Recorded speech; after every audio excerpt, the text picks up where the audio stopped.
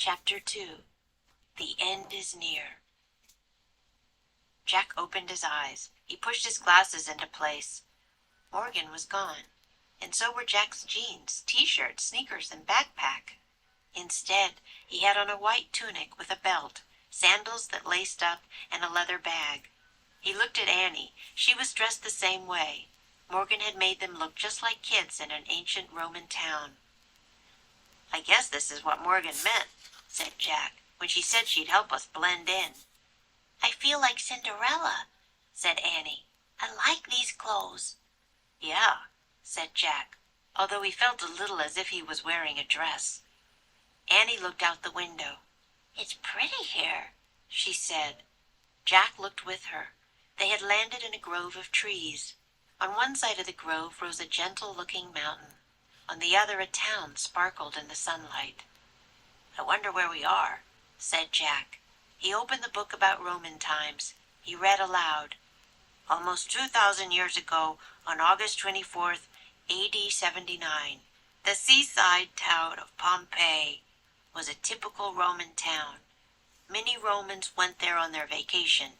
They built large houses called villas and planted groves of olive trees along the slopes of a mountain called Mount Vesuvius." Annie kept looking out the window. As Jack pulled out his notebook and pencil, he wrote, "Vacation in Pompeii, August 24th, A.D. 79, houses called villas." Jack looked out the window again. "It does look like a nice place to go on vacation," he said.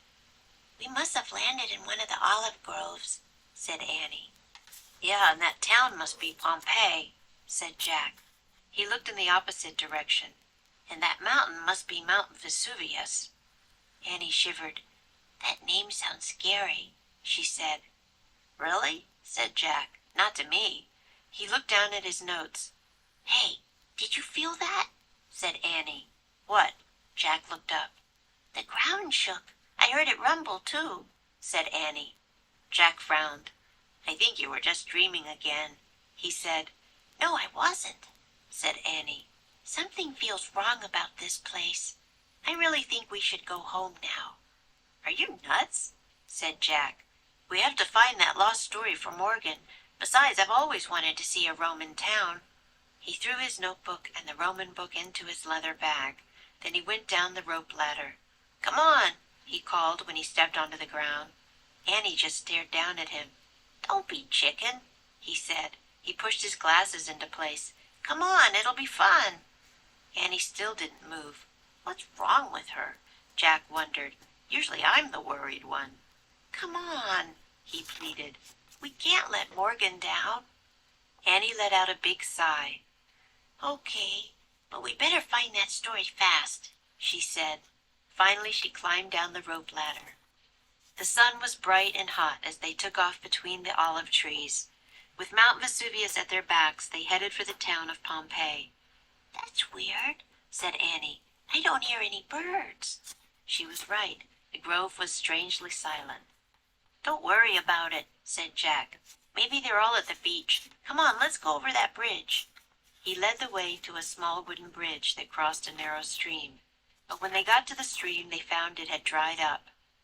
"That's really weird," said Annie. "Don't worry," said Jack. "It just means there hasn't been much rain." They crossed the bridge and stepped onto a busy street. It was paved with stone.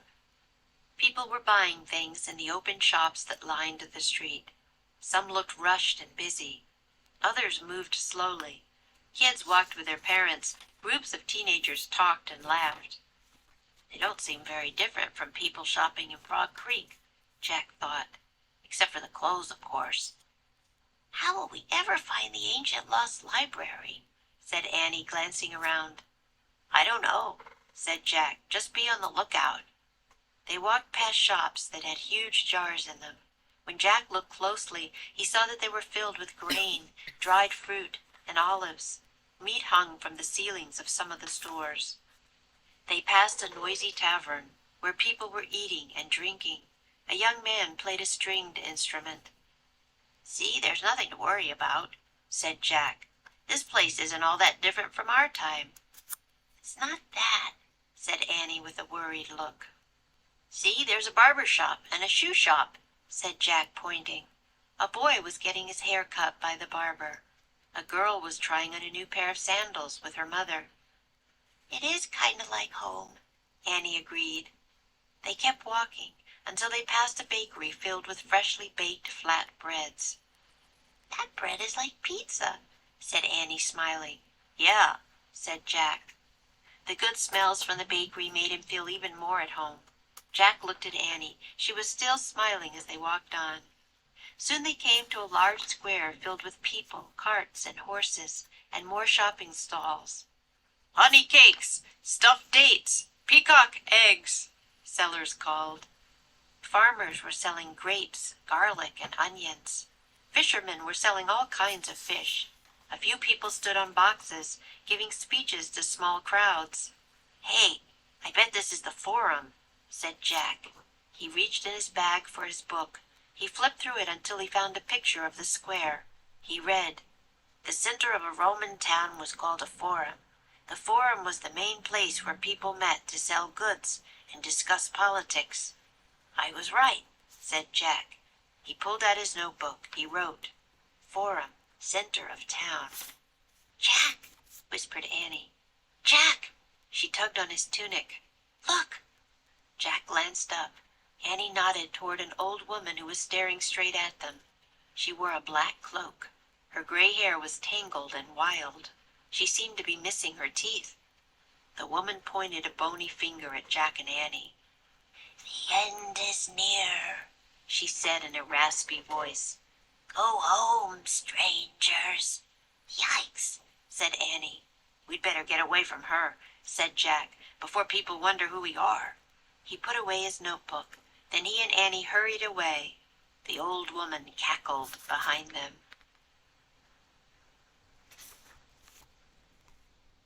Magic Tree House Book 13 Vacation Under the Volcano Chapter 2.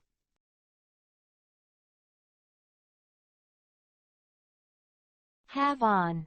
He had on a white tunic with a belt, sandals that laced up, and a leather bag. Go on vacation. Lined the street. People were buying things in the open shops that lined the street. Be on the lookout for SBSTH. Just be on the lookout. It's now or never.